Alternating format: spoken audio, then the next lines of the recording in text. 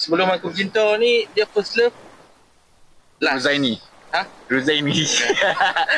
Rizal. Kan Ruhaini. Itu lelaki, nama lelaki. Lelaki. Tak, yang setelah yang kita lepas tu tak nak cinta apa dah. Yang tu first love dengan sekarang ni tak nak cinta apa. Bahasa Melayu. Ha? Malaysia. Kau Syafiqah. Pertama. Dia macam mana masa apa? Tadi apa? Ayat dia? Cinta pertama. Cerita pertama. Okay. Pertama dan terakhir. Drama lah. Dia tu? Dia lebih kurang kepada cinta monyet tu. Dia bukan cinta monyet. Macam mana orang boleh panggil cinta monyet? Sedangkan tak boleh tengok cinta monyet tu cinta. Dia cinta sekolah lah. Cinta zaman sekolah. Tak, macam mana yang hang Boleh cerita tak pasal cinta monyet? Yang hang dengan pasangan hang lah. Cinta monyet. Dia duduk atas pokok. kan? Pakai pisang. Curi. Ya, macam mana ada Cinta kata monyet. Cinta monyet ni merupakan cinta yang main-main. Cinta yang main-main. Yang sayang. Macam mana yang dipersepsikan? Cinta zaman sekolah. Cinta monyet. Cinta yang Cinta yang monyet lah. Monyet lah.